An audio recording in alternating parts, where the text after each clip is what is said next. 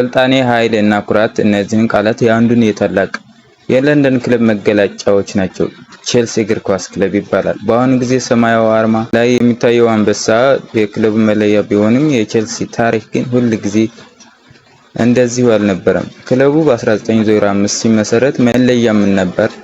ከአንበሳ ጀርባው ያለው እውነተኛ ምስጢር ኃይል ምንድነው? አምባገነኑ ስራ አስኪያጅ አርማውን ለምን ቀየረው? ዛሬ በዚህ ቪዲዮ ከ100 ዓመታት በላይ ያስቆጠረውን የቼልሲ አርማ ዝግመት አስመልክታችኋለሁ።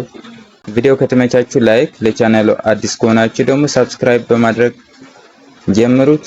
ወደ ቪዲዮ እንደ አውሮፓውያን አቆጣጠር ማርች 10 1905 በለንደን ከተማ በሚገኝ አንድ መጠጥ ቤት ውስጥ ቼልሲ እግር ኳስ ክለብ የተመሰረተ። በወቅቱ ለክለቡ የተመረጠው የመጀመሪያው አርማ የዛሬውን አንበሳ በጭራሽ አይመስልም ነበር። የመጀመሪያ አርማ የሮያል ሆስፒታል ቼልሲ ተቋም አርበኛን ወይም ፔንሲዮነር የሚያሳይ ነበር። አርበኛው በክብር የጦር ሜዳ ሜዳሊያዎች አድርገው ይታይ ነበር። ይህ ተቋም ለጡረተኛና የአካል ጉዳተኞች ወታደሮች መከታ የነበረ ሲሆን ክለቡ ለተቋሙ ያለውን ክብር ለማሳየት አርማውን ተጠቀመው ማለት ነው። ደጋፊዎቹም ክለቡ ፔንሲዮነር ወይም አርበኞች ብለው ይጠሩት ነበር። ይሁን እንጂ ይህ አርማ በክለቡ ማሊያ ላይ በጭራሽ አልተካተተም ወይም አልታተመም ነበር። በፕሮግራሞች ላይ ብቻ ነበር የሚጠቀሙት ማለት ነው። በ1950ዎቹ መጀመሪያ ላይ የክለቡ ታሪክ እንደ አዲስ ተቀየረ። የቀድሞው የአርሰናል ኮከብ ቴድ ድሬክ የሰሜን ለንደን ኩራት አርሰናል ተጫዋች የነበረው ቴድ ድሬክ የቼልሲ የስራ አስኪያጅነት ቦታ ሲይዝ በክለቡ ላይ ትልቅ አብዮት አደረገ። የአርበኞቹ ስምና አርማ ለዚህ ታላቅ ክለብ ተገቢ አይደለም ብሎ አመነ። ድሬክ በ1952 አርማውን በጊዜያዊነት ቀየረው። በ1950 ፕሬዝዳንት ሆኖ በ1952 አርማውን በጊዜያዊነት ቀየረው ማለት ነው። አዲሱ አርማ በቀላል ሲኤፍሲ የሚሉትን 3 ፊደላት የያዘ የፊደላት ጥምረት ፈጠረ። ሲኤፍሲ ወይም ቼልሲ ፉትቦል ክለብ እንደማለት ነው። በ1953 ዓመተ ምህረት ድሬክ የቼልሲን ታሪክ እስከ ወዲያኛው የቀየረው ኩሩውን ሰማያዊ አንበሳ አስተዋወቀ። አንበሳው በወቅቱ የክለቡ ፕሬዝዳንትና የቼልሲ አካባቢ ባለቤት የነበሩት የኤርል ካዶጋን የቤተሰብ ክንድ መለያ ኮት ኦፍ አርምስ ወይም የተወሰደ ነው። አንበሳው ራምፓንት ራግዳንት በመባል የሚታወቅ ሲሆን ወደ ኋላ እየተመለከተ የቆመ ነው። ትርጉሙ ደግሞ የአንበሳ ኃይልን፣ ኩራትንና የለንደን ንጉሳዊ ቤተሰብ ትስስር ያሳያል። ሌሎች ምልክቶች ደግሞ አንበሳ በሁለት እግሮች የዌስትሚኒስተር አበቦች ዘንግ ይዟል።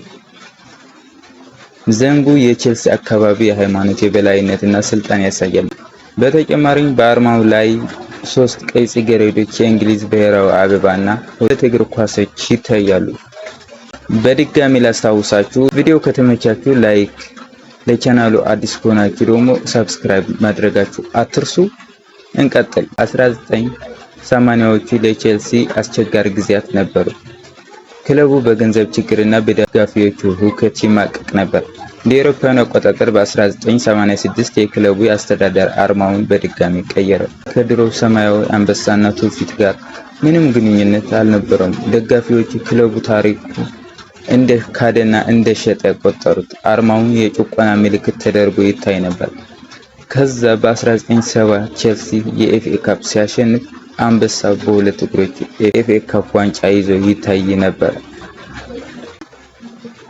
በ2003 ዓመተ ምህረት ሮማን አብራሞቪች ወይም የለንደኑ ኩራት ቼልሲ አባት ክለቡን ከገዙት በኋላ ቼልሲ ወደ ነፃነትና ስኬት ተመለሰ።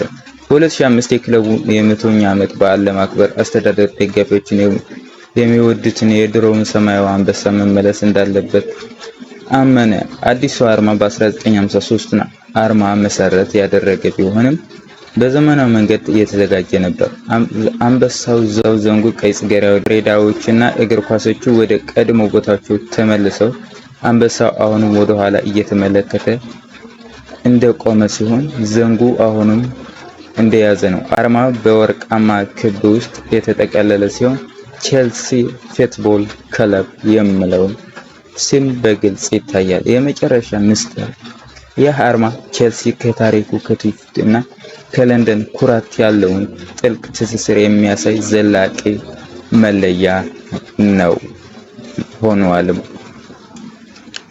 የቼልሲ አርማ ታሪክ የነጻነት ስኬትና ከትውፊት ጋር የመታገል ከአርበኞች ተቋም እስከ ዘመናዊ ንጉሳዊ አንበሳ ድረስ ያለውን አስገራሚ ዝግመተ ለውጥ አይተናል።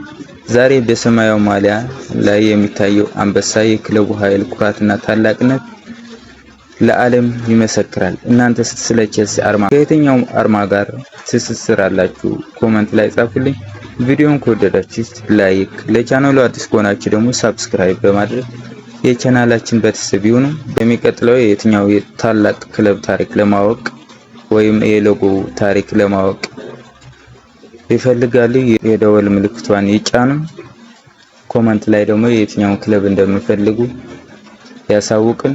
ስለተከታተላችሁ እናመሰግናለን። ሰላም ሁኑ። ቻው።